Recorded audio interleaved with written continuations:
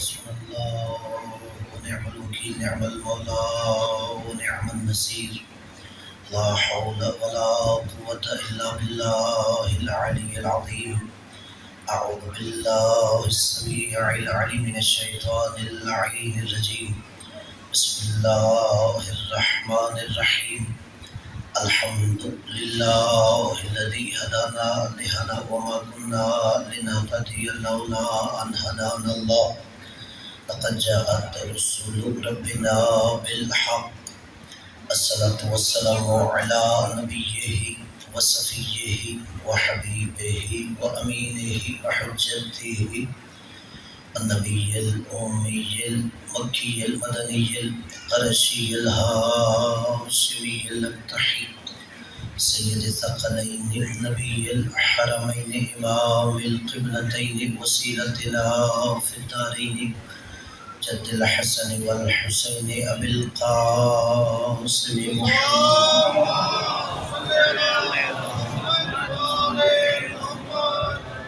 وعلى آله الذين أذهب الله عنهم الرجس وطهرهم تطهيرا.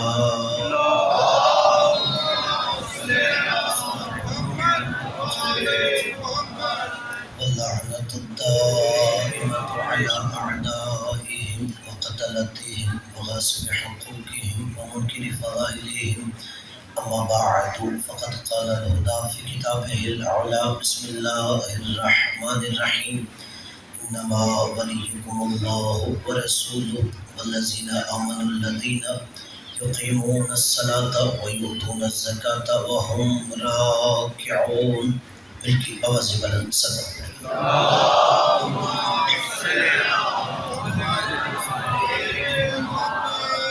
نعرہ تکبیر، تمام حاضرین مل کے اپنی زبانوں کو توحید کے نعرے سے معطر کیجیے. نعرہ تکبیر، نعرہ رسالت، یہ نعرہ مسلمان کی پہچان نعرہ ہے. سب مل کے اپنے اسلام کا اعلان کیجیے. نعرہ رسالت، نعرہ حیدری. رسول خدا کی حدیث ہے حضرت علی علیہ السلام کی محبت مومن کی نشانی ہوتی ہے. سب مل کے اپنے ایمان کا اعلان کیجیے. نعرہ حیدری، حسینیت آج 7 محرم الحرام اور یہ نعرہ حسین ابن علی کی فتح کا اعلان ہے. صرف زبان کی حرکت نہیں، روح کی آواز ہونی چاہیے. سب مل کے مولا حسین کی فتح کا اعلان کیجیے. حسینیت، حسینیت، یزیدیت، یزیدیت. خلوت ترتیب پر بلند تر صلوات پڑھیے.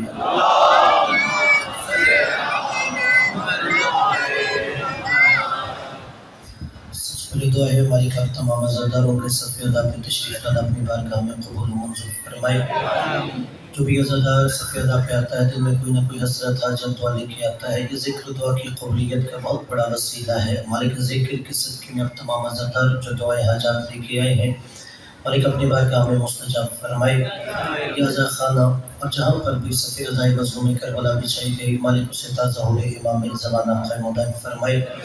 دعا ہے کہ مالک اس عزا خانہ کے متولیان سید فیاض بخاری صاحب ان کے زوجہ مرحوم اس خانوادے کے جتنے مرحومین ہیں مالک انہیں مولا حسین کے قدموں میں بلند مقام عطا فرمائے. ان کے آنے والی نسلوں کو مولا حسین علیہ السلام کی عزاداری کے لیے اور ان کی ولایت پر ثابت قدم فرمائے. دعا ہے کہ مالک ہمارے وقت کے امام کو ہم سے راضی فرمائے. حجت دورہ بقیت اللہ منتقم وارث خون حسین امام زمانہ کے ظہور میں تاجیل فرمائے. ہمیں ان کے آباد و انصار میں محشور فرمائے. امام کے قدموں میں شہادت نصیب فرمائے. اپنے اپنے دعاؤں کی قبولیت کے لیے بلند تر صلوات پڑھیے.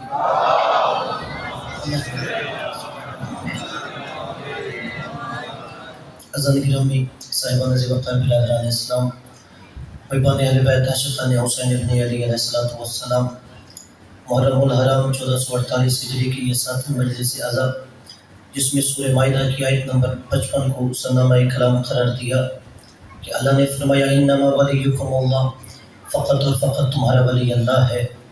ورسولہ، اور اللہ کا رسول ہے. والذین آمنوا الذین، اور وہ صاحب ایمان ہے جو یقیمون الصلاۃ، نماز پڑھتا ہے. ویؤتون الزکاۃ، اور زکوٰۃ دیتا ہے.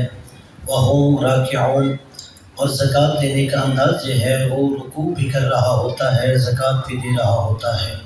اور قبلہ اس اشرہ محرم الحرام میں آیت ولایت و فلسفہ غدیر سے کربلا تک کے سفر کے عنوان سے جو گفتگو کر رہا ہوں، ولایت کو اس لیے منتخب کیا، ہمارے بچے اگر سکول، کالج، یونیورسٹی، دفتر جائیں تو آپ سے سوال ہوتا ہے کہ جی آپ یہ بتائیے، آپ ہاتھ کھول کے نماز کیوں پڑھتے ہیں، یا آپ روزہ تاخیر سے کیوں افطار کر لیتے ہیں، یا آپ وضو کرتے ہوئے پیروں کو دھوتے نہیں، مسح کیوں کرتے ہیں۔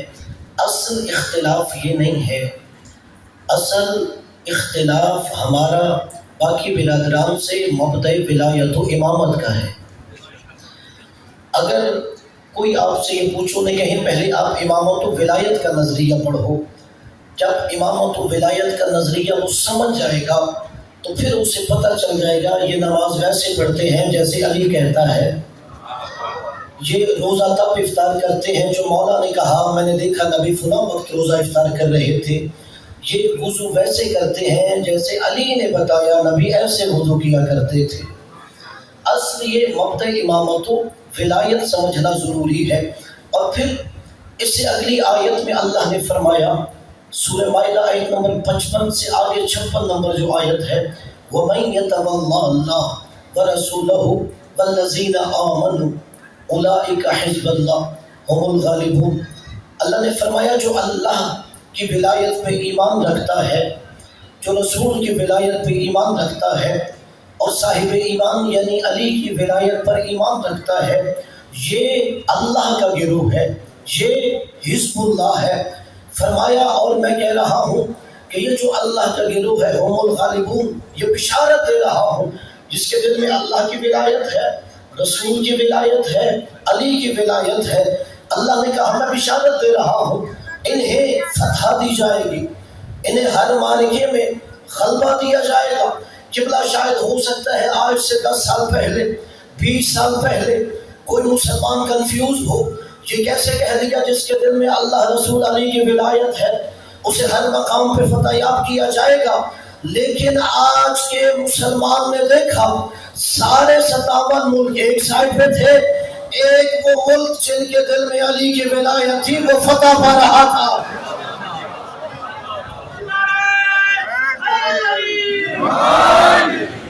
کہ اولئک حزب اللہ هم الغالبون، یہ اللہ کا گروہ ہے جن کے دلوں میں ولایت علی آتی ہے، ولایت خدا اور ولایت رسول کے ساتھ۔ اور لوگوں نے دیکھا کہ جو اللہ بشارت دے رہا ہے، اگر سچے دل سے دل میں علی کی ولایت ہو، اور پھر ولایت کی اہمیت خود امام نے بیان فرمائی، کتاب الکافی کی دوسری جلد میں روایت ہے، 5ویں امام محمد باقر علیہ السلام فرماتے ہیں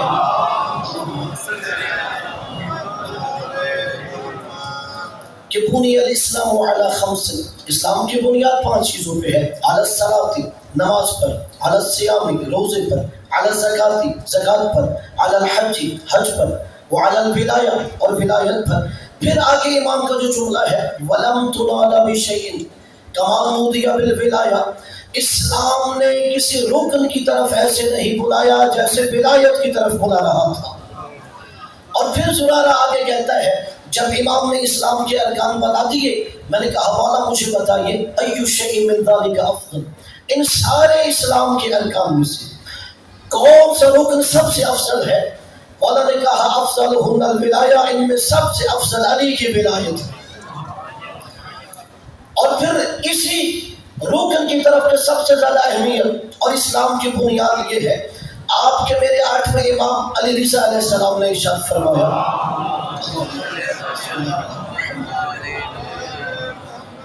کہ جب امام مدینہ سے خراسان جا رہے تھے، امام علیہ السلام نیشا پور میں پہنچے، اور نیشا پور میں امام علیہ السلام کی سواری جیسے ہی نیشا پور کے مین بازار میں پہنچی، لوگوں نے دیکھا کہ فرزند رسول خدا ہمارے شہر سے گزر رہے ہیں۔ اب فرزند رسول خدا کے انتظار میں سارا شہر جمع ہو گیا۔ اب حالت یہ ہے کہ سواری ہے، سواری کے اوپر اماری ہے، اماری کے اندر مولا رضا ہے، اماری کے آگے پردہ ڈلا ہوا ہے۔ جب لوگوں نے یہ حالت دیکھی، لوگوں نے شور بلند کر دیا، اے فرزند رسول خدا اپنا چہرہ باہر نکالیے اور جمال رسالت دکھائیے۔ جملہ جو ہے ہمیں جمال رسالت دکھائیے۔ ہم رسول کا حسن و جمال دیکھنا چاہتے ہیں. اگر ہم کہیں ابھی تو چند سالوں پہلے ہارون جیسا بادشاہ تھا، امین جیسا بادشاہ ابھی مر رہا ہے، مامون جیسا بادشاہ تمہارے پاس موجود ہے، تم نے تو امامت کے دروازے سے اٹھے تھے اور حکومت کے دروازے پہ چلے گئے، آج تم کیوں آئے ہو امامت کے چہرے دیکھتے ہوئے لہجہ رسالت اور جمال رسالت کے لیے؟ عجب نہیں کہ مسلمان کہے ہمیں 200 سال بعد نبی کے جانے کے پتہ چلا ہے کہ رسالت کی زیارت حکومت کے دروازے پہ نہیں امامت کے دروازے پہ ہوتی ہے. رسالت کا جمال حکومت کے دروازے پہ نہیں پتہ چلا 200 سال بعد، وہ ولایت و امامت کے دروازے پہ ہوتی ہے. اب جیسے ہی کہا نا ہمیں جمال رسالت دکھائیے، امام نے اماری کا پردہ اٹھایا، امام نے جیسے ہی جمال رسالت دکھایا شور گریہ بلند ہوا، لوگ گریہ کر رہے ہیں کہ یہ سید الانبیاء کا حسن و جمال ہے جو ان کے بیٹے کے چہرے میں نظر آ رہا ہے. پھر دوسرا جملہ کہا مسلمانوں نے، اے فرزند رسول خدا ہمیں لہجہ رسالت سنائیے.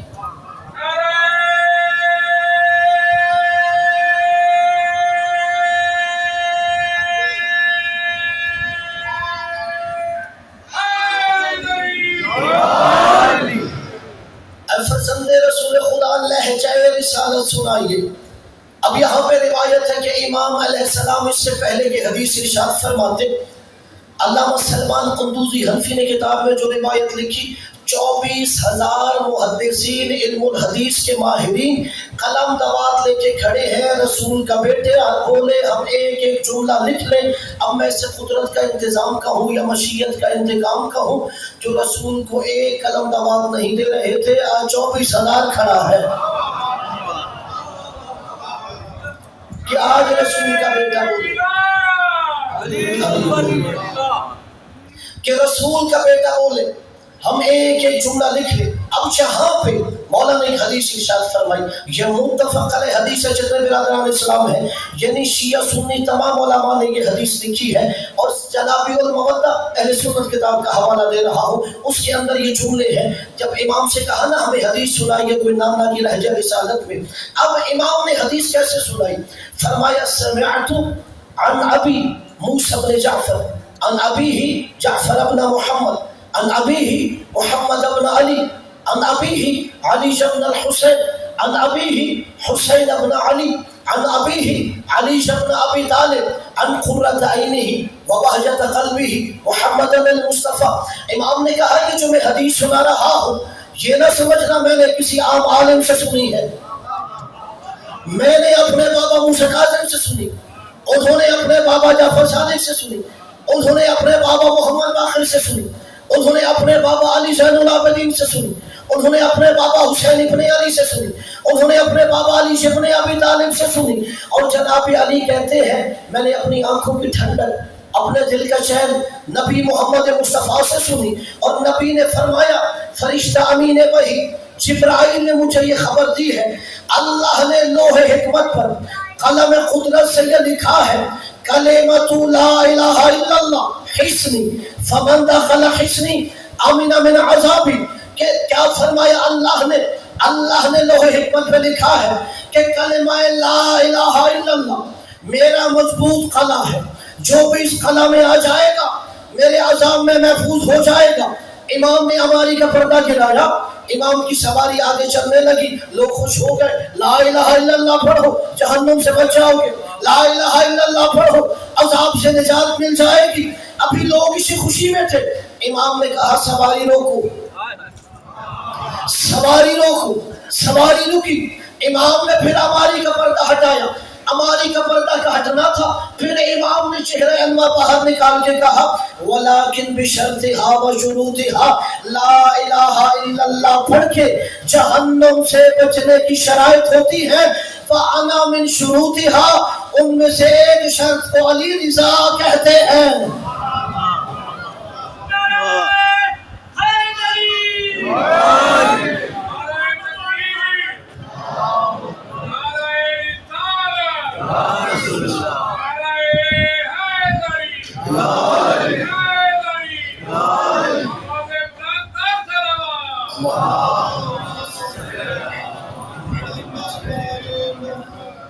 یعنی 8 امام نے بھی جو حدیث میں ارشاد فرمایا، امام نے دین کی بنیاد بیان کی ہے کہ تمہیں دین فائدہ تب دیتا ہے جو ہماری ولایت پہ ایمان رکھو، توحید تمہیں عذاب سے تب بچا سکتی ہے جو ہماری امامت کا عقیدہ تمہارے دل میں ہو۔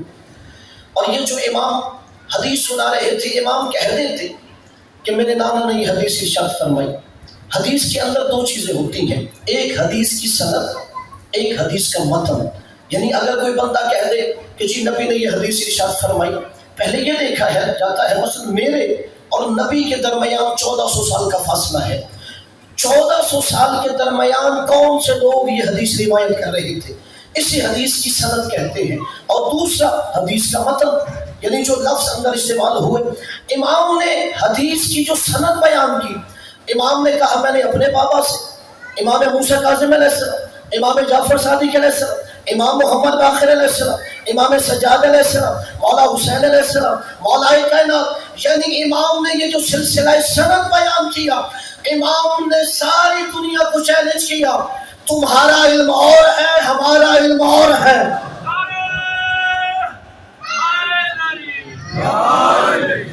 اس ساری حدیث میں ایک بھی غیر معصوم راوی نہیں ہے، سارے راوی معصوم ہیں۔ امام نے کہا شاید تم جو حدیثیں روایت کرتے ہو اس کے اندر غیر معصوم راوی ہے۔ اور اہل سنت کی فقہ کے 4 اماموں میں سے کہ امام احمد ابن حنبل ہیں، انہوں نے یہ حدیث ذکر کرنے کے بعد کہا یہ جو حدیث کی سند ہے نا، یہ جو امام نے نام لیے ہیں، کہتے ہیں حدیث کا متن تو بہت بلند ہے، حدیث کی سند ان ناموں میں یہ اثر ہے، اگر کسی مجنون پر یہ نام پڑھ کے پھونک دو اسے شفا مل جاتی ہے۔ یہ ناموں میں اثر ہے، اگر کوئی پاگل دیوانہ آ جائے کہ اسے شفا ملے، تمہیں کچھ نہیں آتا، امام محمد ابن حنبل کہتے ہیں تم ان کے نام مبارک پڑھو، اس پہ دم کرو اسے شفا ملے گی۔ تو اللہ نے جنہیں ولایت دی، توحید کی بنیاد یہی ولایت ہے، اسلام کی بنیاد یہی ولایت ہے۔ اور پھر کل جہاں گفتگو کہ ولایت کی شرائط ہے، پہلی شرط بیان کی کبھی بتوں کو سجدہ نہ کیا ہو، اس سے بڑا اہل علم نہ ہو، تیسری شرط یہ ہے وہ تصرف رکھتا ہو، اس کے پاس اختیار ہو، وہ مجبور نہ ہو۔ کیسا اختیار؟ مولا جا رہے ہیں کوفہ کے بازار سے، مولا نے دیکھا ایک بندہ ہے جو کپڑے سی رہا ہے درزی، اور وہ ساتھ ساتھ گانے گنگنا رہا ہے۔ مولا نے کہا اگر تو کچھ پڑھنا ہی چاہتا ہے تو تلاوت قرآن کر، اس کے 2 فائدے ہیں، تیرے رزق میں بھی برکت ہوگا، تجھے ثواب بھی ملے گا۔ کہتا ہے مولا میرا دل کرتا ہے تلاوت قرآن کرنے کو، مگر کیا کروں قرآن آتا ہی نہیں ہے، میں قرآن پڑھ ہی نہیں سکتا۔ اب ولایت کا اختیار کیا ہے؟ مولا نے کہا تو چاہتا ہے تجھے قرآن آ جائے،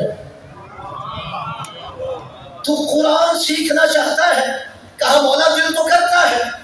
مولا نے کہا اچھا میرے قریب آ۔ وہ اپنی جگہ سے اٹھا، مولا کے قریب آیا، مولا نے آہستہ سے اس کے کان میں کچھ کہا۔ مولا نے کہا اب کیا محسوس کرتا ہے؟ کہتا ہے مولا ایسے لگ رہا ہے میں سارے قرآن کا عالم ہو گیا ہوں۔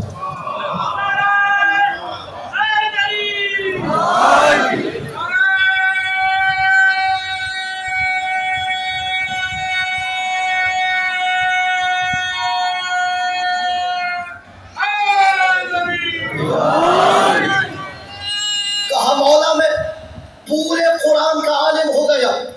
مولا نے اسے سکھایا نہیں، پڑھایا نہیں، بتایا نہیں، اپنی شاگردی کے لیے سامنے بٹھایا نہیں، آہستہ سے ولایت کا تصرف استعمال کرتے ہوئے اس کے کان میں کچھ کہا اور وہ درزی سے عالم قرآن ہو گیا۔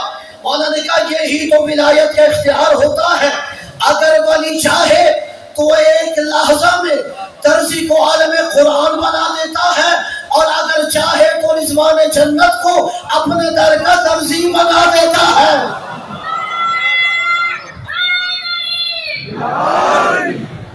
کہ ولایت کے اختیار چاہے درزی کو عالم قرآن بنا دے، چاہے تو رضوان جنت کو اپنے در کا درزی بنا دے، یہ ولایت کا تصرف اختیار ہے۔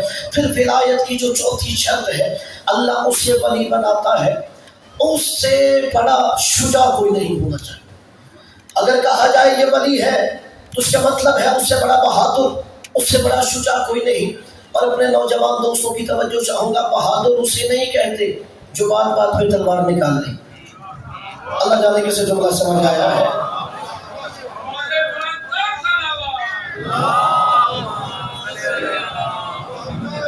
کو سلامت رکھے. جس سے سمجھ آئی میں داد دیتا ہوں، جس سے سمجھ آئی اسے سمجھاؤں گا بھی نہیں. وہ بہادر نہیں ہے جو بات بات پہ تلوار نکال لیتا ہے. بہادر اسے کہتے ہیں جب تلوار نکالنی ہے تلوار نکالے، جب نیام میں رکھنی ہے نیام میں رکھے. یہ شجاع و بہادر ہوتا ہے. اب مولا کائنات شجاع تھے، بہادر تھے. مولا کائنات کی جنگ میں اصول تھے. پہلا جنگ میں اصول یہ تھا جب بھی کوئی علی کے مقابلے پہ آتا مولا اسے کہتے تو کلمہ پڑھ اور علی تجھے چھوڑ دیتا ہے. اگر وہ کلمہ نہ پڑھتا مولا کہتے پھر ایسا کر یہاں سے واپس چلا جا اپنی جان بچا لے. اگر وہ واپس بھی نہ جاتا تو مولا کائنات کہتے پہلا وار تو علی پہ کر، علی تجھ پہ نہیں، پہلا وار تو علی پہ کر. علی الناس پورا مولا کی شجاعت میں کتاب ہے. پہلا وار تو علی پہ کر. اور پھر مولا کائنات جب جنگ میں جاتے تھے مولا نے کبھی اپنے سینے پہ زرہ ہمیشہ پہنی، کبھی پشت پہ زرہ نہیں پہنی. جب صحابہ نے کہا یا علی آپ تو بڑھ بڑھ کے حملہ کر رہے ہوتے ہیں، کافروں کے لشکر کے آگے بڑھ رہے ہوتے ہیں، آپ پشت پہ زرہ کیوں نہیں پہنتے، آپ سینے پہ زرہ پہنتے ہیں. مولا نے کہا پشت پہ زرہ وہ پہنتا ہے جس نے دشمن کو پشت دکھا دی.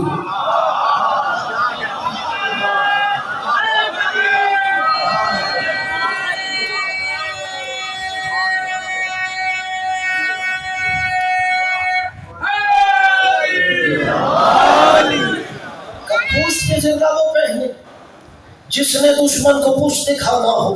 اور پھر مولا کائنات جس گھوڑے پہ جاتے تھے وہ گھوڑا کمزور تھا، نحیف تھا. صحابہ نے کہا یا علی آپ نے آگے بڑھ بڑھ کے حملہ کرنا ہے، آپ کسی تیز رفتار پہ آیا کیجئے جنگ کے میدان میں. مولا نے کہا دو بندے تیز رفتار گھوڑا جنگ میں لاتے ہیں. پہلا وہ بندہ جس نے جنگ سے بھاگنا ہو، پہلے وہ بندہ لائے گا تیز رفتار گھوڑا تاکہ جب میں نے جنگ سے بھاگنا ہو تو جلدی بھاگ سکوں. مولا نے کہا دوسرا وہ بندہ جس نے بھاگتے ہوئے کافر کے پیچھے بھاگنا ہو. مولا نے کہا نہ علی کبھی جنگ سے بھاگا ہے نہ بھاگتے ہوئے کافر کے پیچھے بھاگا ہے. اب صحابہ نے کہا یا علی ایک کافر آپ کے مقابلے پہ آتا ہے، علی کے مقابلے میں تلوار بھی نکالتا ہے، اور جیسے ہی علی ذوالفقار نکالے وہ علی کو دیکھ کے میدان سے فرار ہو جاتا ہے. علی آپ بھاگتے ہوئے کافر کے پیچھے کیوں نہیں بھاگتے؟ مولا نے کہا علی اس لیے بھاگتے ہوئے کافر کے پیچھے نہیں بھاگتا، اگر کوئی کافر علی کے مقابلے پہ آئے علی کی ذوالفقار دیکھ کر میدان سے فرار ہو جائے، علی سمجھ جاتا ہے یہ بھاگتا ہوا کافر علی سے زندگی کی بھیک مانگ رہا ہے.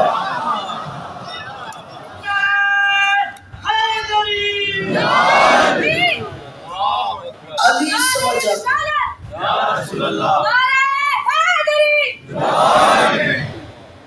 اور اس بچے کو سلامت رکھے، اس کے والدین دوسری خوشی نصیب فرمائے. فرمایا علی اس لیے بھاگتے ہوئے کافر کے پیچھے نہیں بھاگتا، علی سمجھ آتا ہے یہ بھاگتا ہوا کافر علی سے زندگی کی بھیک مانگ رہا ہے.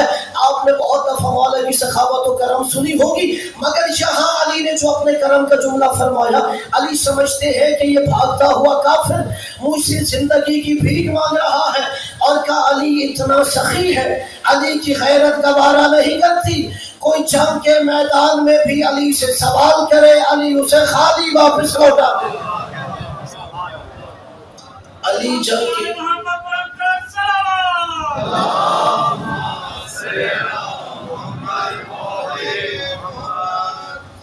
علی کی خیرت گوارا نہیں کرتی. تو جنگ کے میدان میں علی کے آگے دستے سوال بلند کرے اور علی اسے زندگی کی بھیک نہ دے. اور پھر یہ کافروں کو بھی پتا تھا علی بھاگتے ہوئے کافر کا تعاقب نہیں کرتے. اور قبلہ ساری تاریخ امیر المومنین جہاں تک میں نے پڑھی صرف ایک واقعہ نظر سے گزرا جب مولا کسی منافق کے پیچھے بھاگے تھے. علی کبھی کسی مشرک و کافر کے پیچھے نہیں، بس ایک جنگ میں منافق کے پیچھے بھاگے تھے. اور قبلہ کافروں کو بھی پتا تھا علی بھاگتے ہوئے کافر کا تعاقب نہیں کرتے.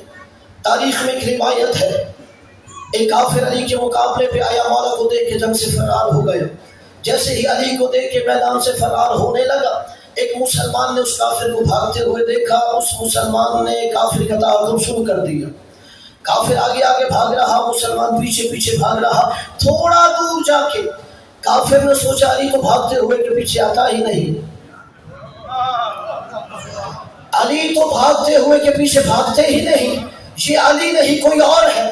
کافر نے یہ سوچ کے وہیں سے گھوڑا واپس دوڑایا۔ اب روایت یہ ہے مسلمان آگے آگے، کافر پیچھے پیچھے، اب مسلمان آگے آگے، کافر پیچھے پیچھے۔ اب جیسے ہی وہ واپس مسلمان لشکر کی جانب آ رہا ہے تو مولا کائنات نے دور سے دیکھا وہ کافر مسلمان کے پیچھے گھوڑا دوڑا رہا ہے۔ اب مولا اس مسلمان کو کافر سے بچانے کے لیے اپنے گھوڑا پہ سوار ہو کے دوبارہ میدان میں آئے۔ کافر نے علی کو آتے دیکھا، کہیں سے گھوڑا واپس موڑ لیا۔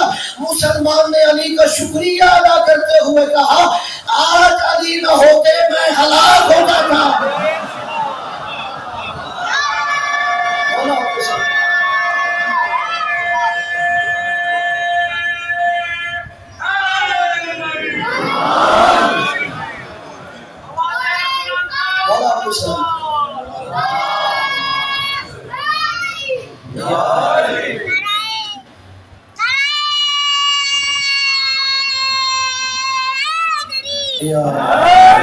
ہمارے سب بچوں کو سلامت رکھے، مولا کائنات ان کو دارین میں عزتیں کامیابیاں نصیب فرمائے، ان کے والدین کو ان بچوں کی خوشیاں نصیب فرمائے۔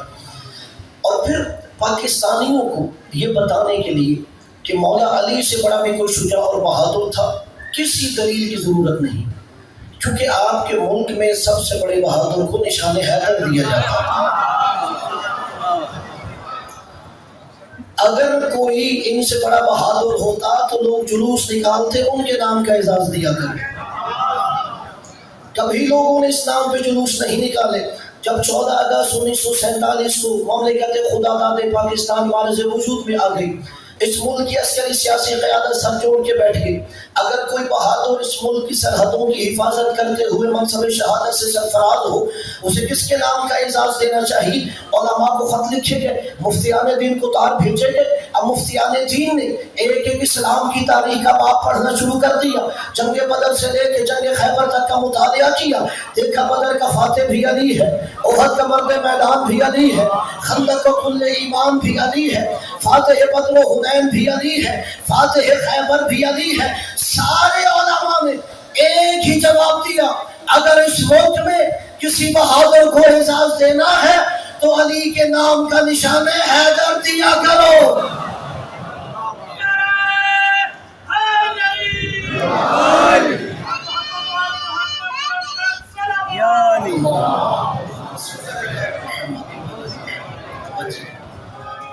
تمام علماء نے بلا تفریق مذہب و مسلک کہا اگر اس ملک میں کسی بہادر کو اعزاز دینا ہے تو علی کے نام کا نشان حیدر دیا کرو۔ اگر یہاں کوئی عسکری محکمے کا ہے وہ میرے جملے کی خاص تائید کا طلبگار ہوں گا۔ یہ نشان حیدر اس بہادر کو نہیں دیتے جو میدان جنگ میں غازی بن کے واپس آ جائے، اس بہادر کو دیتے ہیں جو شہید ہو جائے۔ اب اس بہادر شجاع کا کیا قصور ہے جو زندہ واپس آ گیا وہاں سے داد شجاعت لیتے ہوئے؟ اگر آپ اپنے آرمی چیف سے پوچھئے کہ وہ جو بہادر غازی بن کے واپس آ گیا اسے نشان حیدر کیوں نہیں دیتے؟ جو شہید ہو جائے اسے نشان حیدر دیتے ہیں۔ عجب نہیں، وہ کہیں گے اگر کسی زندہ بہادر کو نشان حیدر دے دے کل وہ میدان سے بھاگ جائے، یہ نشان حیدر کی توہین ہے۔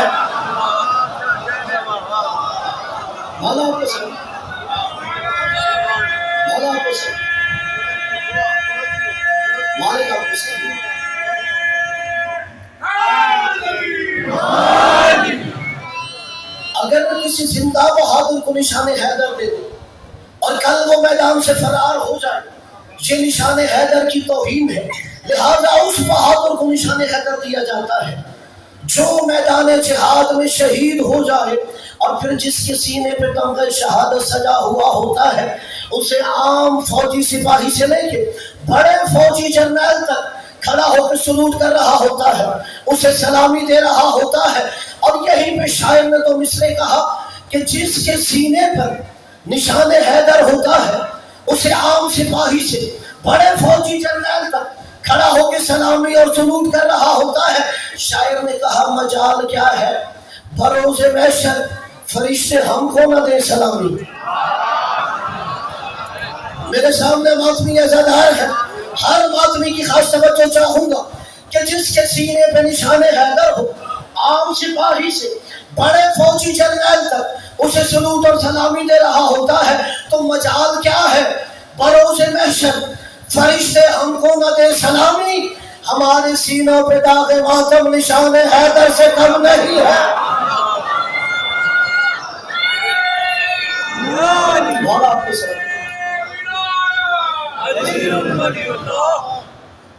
مجال کیا ہے بروز محشر؟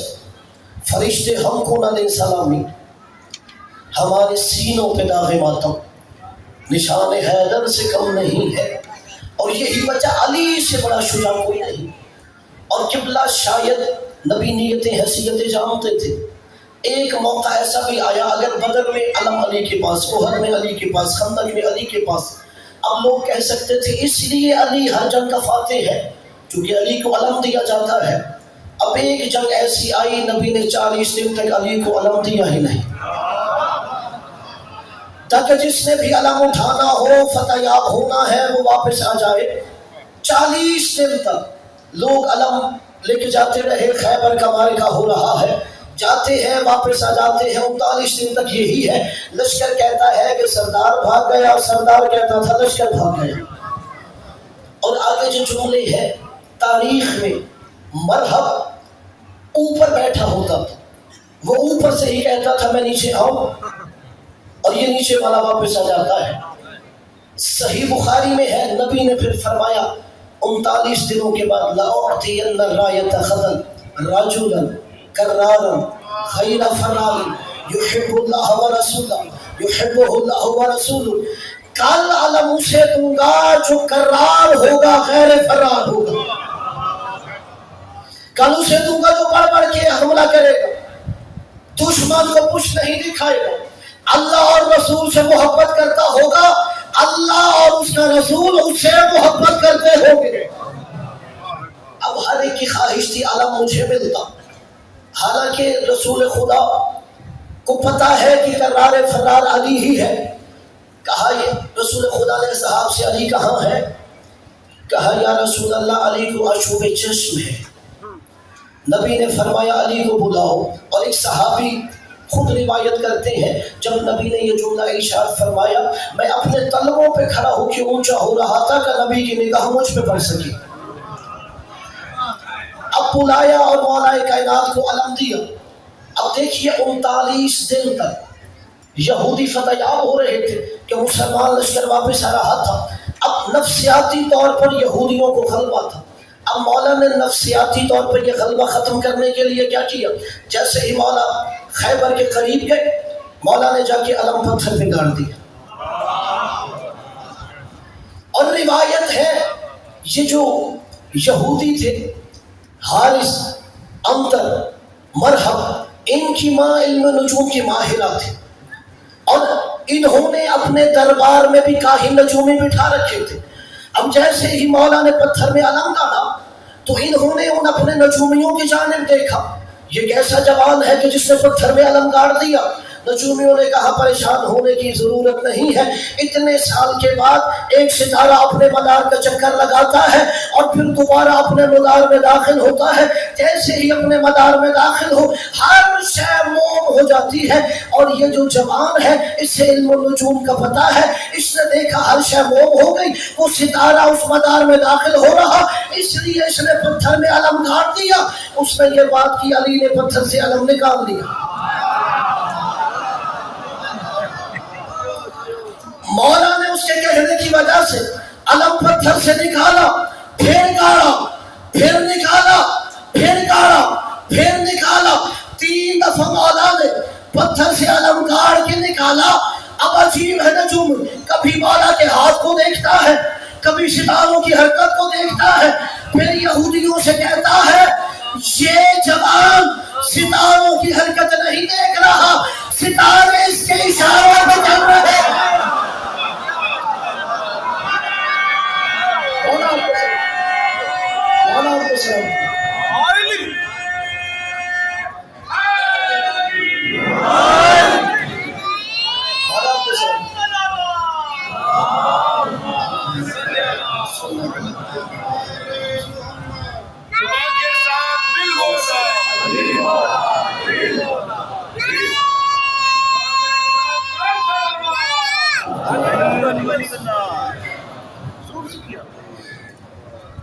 نجومی نے کہا یہ جوان ستاروں کے اشاروں کے مطابق نہیں چل رہا، بلکہ آسمان کے ستارے اس کے اشاروں پہ چل رہے ہیں۔ یہ جب چاہتا ہے مدار اندر لے کے چلا جاتا ہے، جب چاہتا ہے ستارے کو پیچھے کر لیتا ہے۔ اور یہی ولایت کا تصرف اختیار ہوتا ہے۔ جس سے اللہ نے ولایت دی اس کے پاس تصرف ہے، اس کے پاس اختیار ہے، اور اپنے اسی سرمایہ کی حفاظت کیا کیجیے۔ دعا یہی مانگا کرو اللہ ہمیں موت اس عقیدے پہ دے۔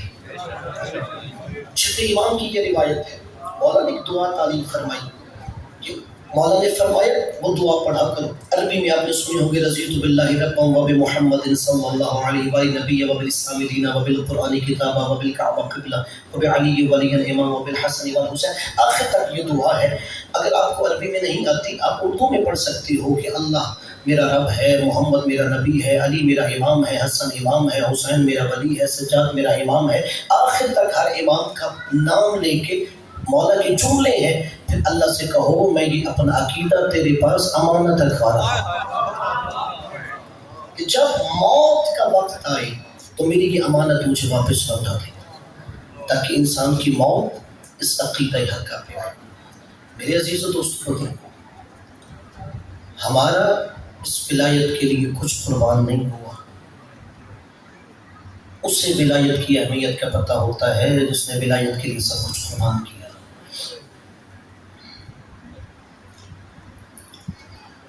حسین ابن علی نے دین کو بچانے کے لیے اپنا کچھ نہیں بچایا تھا۔ عزادارو آج 7 محرم الحرام ہے، زہرا کی بیٹی کے پہ پانی بند ہو چکا ہے۔ جو ساقی کوثر ہے اس کے اپنے بچے ایک ایک بوند پانی کو ترس رہے تھے۔ عزادارو آج یتیم حسن جناب قاسم علیہ السلام کا پرسہ دینا ہے۔ اگر کوئی ماں جوانی میں بیوہ ہو جائے وہ ساری زندگی اپنے بیٹے کے سہارے جیتی رہتی ہے، میرا بیٹا جوان ہوگا، اس کی شادی ہوگی، اس کی اولاد ہوگی، میرے سارے دکھ ختم ہو جائیں گے۔ عزادار جب مولا حسن بھی دنیا سے پردہ فرما رہے تھے نا، اور مولا حسین گریہ کر رہے تھے، تو مولا حسن نے جب حسین کو روتا ہوا دیکھا نا، کہا حسین ہر کوئی روئے تو نہ رو، ہر کوئی گریہ کرے حسین تو گریہ نہ کر۔ پھر فرمایا لا یومک یومک یا ابا عبداللہ، حسین جیسا تو غریب ہوگا ایسی غربت کسی پہ نہیں آئے گی۔ پھر امام حسن علیہ السلام نے شہادت سے پہلے ایک تعویذ لکھا، جناب فروا سلام اللہ علیہ کے حوالے کر کے کہا جب زندگی کا سب سے مشکل مرحلہ آئے تو انہیں تعویذ کھول کے دیکھنا ہے حسن کی مرضی کیا ہے۔ عزادارو جب آ گئے نا کربلا میں شب عاشور ہے، جناب قاسم علیہ السلام کو فروا سلام اللہ علیہ کے سامنے بٹھایا، کہا یاد رکھو قاسم کل سب سے پہلے تیرا لاشا آنا چاہیے۔ کہا اماں ہاں میں وفا کروں گا اپنی چچا کے ساتھ۔ جناب قاسم علیہ السلام ماں سے اٹھے، اس خیمے میں گئے جہاں جناب عباس اور جناب علی اکبر علیہ السلام تھے۔ دیکھا دونوں چچا بھتیجے آپس میں گفتگو کر رہے ہیں۔ جناب عباس علیہ السلام کہتے ہیں علی اکبر کل پہلے میں میدان میں جاؤں گا؟ جناب علی اکبر علیہ السلام نے فرمایا نہیں چچا کل پہلے میں میدان میں جاؤں گا۔ جناب عباس نے کہا نہیں علی اکبر تو حسین کی آنکھوں کا نور ہے، اگر تو چلا گیا حسین کا نور ختم ہو جائے گا۔ جناب علی اکبر نے کہا چچا آپ بھی نہ جائیے، آپ بابا حسین کی کمر کا زور ہو، اگر آپ چلے گئے بابا کی کمر ٹوٹ جائے گی۔ عزادارو غربت کا جملہ سنو گے، جناب قاسم علیہ السلام یہ سن رہے تھے۔ جناب قاسم آگے بڑھ کے کہتے ہیں چچا عباس نہ آپ جانا، بھیا علی اکبر نہ آپ جانا، آپ جاؤ گے تو چچا کی کمر کا زور ٹوٹے گا، علی اکبر آپ جاؤ گے چچا کی آنکھوں کا نور چلا جائے گا، کل حسن کا یتیم جائے گا، میرے جانے سے نہ کسی کی کمر کا زور ٹوٹے گا نہ آنکھوں کا نور جائے گا۔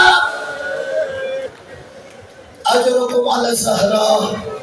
عزادارو امام حسن علیہ السلام کے یتیم بیٹے کا یہ جملہ مولا حسین نے سنا نا، مولا آگے بڑھ کے قاسم کو سینے سے لگا کے کہتے ہیں قاسم تو ایسی بات نہ کر، تو میرے حسن کی نشانی ہے۔ اجرکم علی الزہرا، مولا آپ کی آنکھوں پہ رحم کرے، نبی کی بیٹی آپ کی شفاعت فرمائے، سوائے اسلام کے کسی غم میں مولا آپ کو نہ رلائے۔ عزادارو پھر شب عاشور مولا حسین نے وہ رات 3 حصوں میں تقسیم کی، پہلے اپنے اصحاب کے ساتھ گزاری، پھر خیام کا جائزہ لینے کے بعد تیسرا حصہ جب عبادت کر رہے نا تو جناب فروا نے جناب قاسم سے کہا جاؤ چچا سے پوچھ کے آؤ، کل کے شہیدوں میں تیرا نام بھی لکھ دیا ہے نا۔ جناب قاسم علیہ السلام کے مولا حسین علیہ السلام عبادت کر رہے ہیں، جناب قاسم ساتھ مصلے کے بیٹھ کے، جیسے ہی مولا حسین نے نماز ختم کی نا، جناب قاسم علیہ السلام امام حسین علیہ السلام سے عرض کرتے ہیں چچا کل کے شہیدوں میں کیا قاسم کا نام ہے؟ عزادارو مولا حسین خاموش، پھر کہا چچا کل کے شہیدوں میں میرا نام ہے؟ عزادارو مولا حسین خاموش ہے۔ نوجوان جملہ سمجھیں گے، جوان مرنا نہیں چاہتا، جوان کو زندگی سے پیار ہوتا ہے، جوان اپنے بناؤ سنگھار کا خیال رکھتا ہے، خود کو بناتا ہے، سجاتا ہے، وہ جینا چاہتا ہے۔ جب مولا نے دیکھا نا 13 سال کا نوجوان مرنے کے لیے تیار ہے، مولا نے کہا قاسم کیف عندک الموت، جانتا ہے موت کیا ہوتی ہے؟ قاسم جانتا ہے موت کیا ہوتی ہے۔ جناب قاسم نے کہا یا عم یا الموت احلی من العسل، چچا موت شہد سے زیادہ میٹھی ہوتی ہے۔ اجرکم علی الزہرا، عزادارو مولا نے پھر عبادت شروع کر دی، جناب قاسم علیہ السلام بیٹھے رہے۔ اب پھر دوبارہ جب نماز ختم ہوئی پھر دوبارہ جناب قاسم علیہ السلام عرض کرتے ہیں مولا کیا کل کے شہیدوں میں میرا نام ہے؟ اب مولا حسین نے کہا قاسم تو اپنی بات کر رہا ہے، کل کے شہیدوں میں تیرے بھائی علی اصغر کا بھی نام ہے۔ اللہ جانے کس نے غربت محسوس کی۔ جناب قاسم علیہ السلام نے سنا، چہرہ سرخ ہو گیا، کہا چچا کیا لشکر یزید خیموں میں آ جائے گا؟ اجرکم علی اللہ، مولا حسین نے فرمایا نہیں قاسم میں تو علی اصغر کو ہاتھوں پہ اٹھا کے لے جاؤں گا، میں ہاتھ باندھ کے جناب قاسم سے عرض کروں گا جناب قاسم نے ابھی صرف سوچا ہے کہیں لشکر یزید خیموں میں تو نہیں آئے گا، برداشت نہیں کر رہے، ذرا آؤ شام غریبا خیمے چل رہے ہیں۔ علی کی بیٹیاں پہلا مسئلہ سید سجاد سے پوچھتی ہے سجاد بتاؤ چل کے مر جائے یا نم کے سر باہر نکل جائے؟ اجرکم علی الزہرا، عزادارو پتہ چل گیا کل کے شہیدوں میں میرا نام ہے۔ جناب قاسم علیہ السلام ماں کے پاس آئے، مادر گرامی کل تو علی اصغر بھی شہید ہو جائے گا۔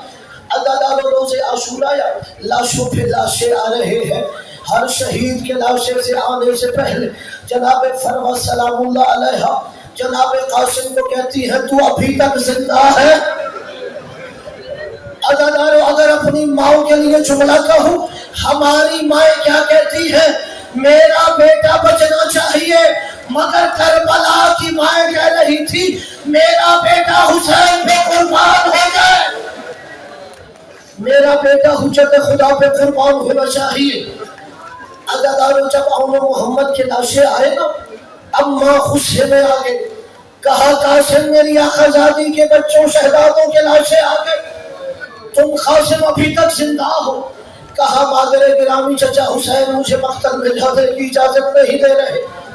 عزادارو جناب فروا سلام اللہ علیہ فرماتی ہے قاسم جب تیرے بابا کا وقت شہادت تھا انہوں نے آخری وقت کوئی تعویذ لکھا، جب کوئی بڑا مشکل وقت آ جائے نا یہ تعویذ کھولنا تمہیں پتہ چلے گا حسن کی منشا کیا ہے۔ کہا قاسم اس سے مشکل وقت کیا آئے گا؟ زہرا کی اولاد کربلا میں تنہا رہ گئی، اس سے مشکل زمانہ کیا آئے گا، اس سے بڑی مصیبت کیا آئے گی۔ عزادارو تعویذ کھولا گیا، امام حسن علیہ السلام نے لکھا قاسم میرا حسین کربلا میں تنہا رہ جائے، جب میرا حسین کربلا میں تنہا رہ جائے تو اپنی جان میرے بھائی حسین پہ قربان کرو۔ عزادارو جناب فرما خوش ہو گئی تعویذ دیکھ کر، اب مولا حسین علیہ السلام کے خیمے کی جانب بڑھی، امام حسین علیہ السلام کو سلام عرض کیا، کہا مولا یہ آپ کے بھائی کی تحریر ہے۔ مولا حسین نے تعویذ لیا، بوسہ دے کے آنکھوں پہ لگایا، جب تعویذ پڑھا کہ امام حسن علیہ السلام نے لکھا قاسم میرا حسین کربلا میں غریب ہوگا، تو نے اپنی جان حسین پہ قربان کرنی ہے۔ عزادارو مولا حسین علیہ السلام جناب قاسم کو سینے سے لگا کر اتنا گریا کرتے رہے کہ پہلی دفعہ روز عاشور حسین پہ خوشی طاری ہو گئی۔ مقتل کی روایت ہے کہ پہلا موقع تھا مولا نے اتنا گریا کیا کہ مولا حسین علیہ السلام قاسم کو سینے سے لگا کے روتے رہے۔ عزادارو پھر تیار کیا گیا، ٹھیک ہے قاسم تمہیں اجازت ہے۔ جناب قاسم علیہ السلام نے امام حسن علیہ السلام کا امامہ پہنا، عزادارو تلوار دی گئی، مولا عباس علیہ السلام نے اٹھا کے جناب قاسم علیہ السلام کو زین پہ سوار کیا۔ عزادارو جیسے ہی میدان میں گئے، ارزق شام کا بہت بڑا بہادر تھا، اس نے کہا میرا بیٹا اس جوان کے برابر گائیں گے۔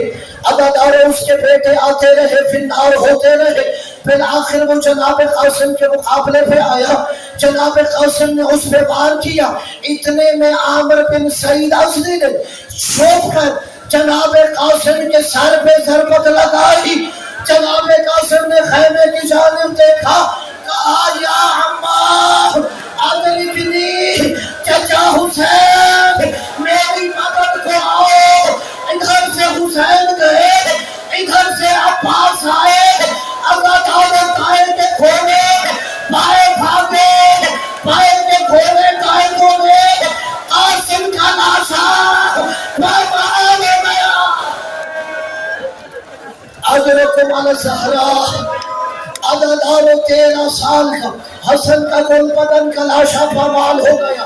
عزادارو جو پوسا دینا چاہتا ہے جناب قاسم کا، ایک مصیبت ایسی ہے جس میں صرف جناب قاسم علیہ السلام کربلا میں مولا حسین کا ساتھ دے رہے ہیں۔ عزاداروں کو کون سی مصیبت ہے؟ وہ لاشا پامال ہونا ہے۔ زہرا کے نام کا بھی لاشا پامال ہوا، جناب قاسم کا بھی پامال ہوا، مگر دونوں میں فرق ہے۔ مولا حسین کا لاشا شہادت کے بعد پامال ہوا، قاسم کا پامال ہوا جب قاسم زندہ۔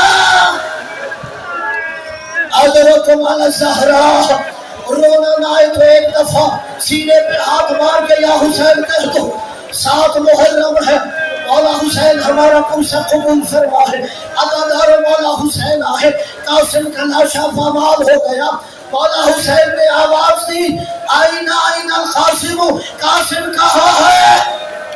کوئی جواب نہیں آیا۔ پھر کہا قاسم تجھے تیرا چچا آواز دے رہا۔ عزادارو کوئی جواب نہیں آیا۔ اب مولا حسین نے کہا قاسم تجھے زمانے کا اولے الامر بلا رہا ہے، کوئی ٹکڑا یہاں سے اٹھا، کوئی ٹکڑا یہاں سے اٹھا، الیہ الیہ، مولا میں یہاں ہوں، مولا میں یہاں، مولا میں یہاں۔ اجرکم علی الزہراء، عزادارو مولا نے ابا کا دامن بچھایا، ابا کا دامن بچھا کے قاسم کے لاشا کے ٹکڑے ابا میں رکھنے شروع کر دیے۔ عزادارو یہ پہلا لاشا ہے جو مولا نے کٹڑی کی صورت میں اٹھایا اور خیمے کی جانب چل رہے ہیں۔ ماں خیمے کے دروازے پہ کھڑی ہو کے اپنے بیٹے کے لاشے کا انتظار کر رہی ہے۔ عزادارو مولا آئے، جناب فروا نے دیکھا میرا قاسم نہیں آیا، کہا مولا کیا قاسم نے وفا نہیں کی؟ اجرکم علی الزہراء، آخری جملے جو ابھی تک عبادت نہیں کر سکا وہ بھی عبادت کر لے۔ کہا مولا کیا میرے قاسم نے وفا نہیں کی؟ کہا فروا جیسے تیرے بیٹے نے وفا کی ایسے کوئی وفا نہیں کرے گا۔ کہا پھر میرے قاسم کا لاشا کیوں نہیں لائے؟ عطادار مولا نے کتری کھولی، ٹکڑوں میں کٹانا تھا، ماں ایک ٹکڑا اٹھاتی ہے رکھ دیتی ہے، پھر اٹھاتی ہے رکھ دیتی ہے۔ زینب نے کہا فرما کیا کر رہی ہو؟ کہا اپنے بیٹے کا چہرہ تلا، ماتم کا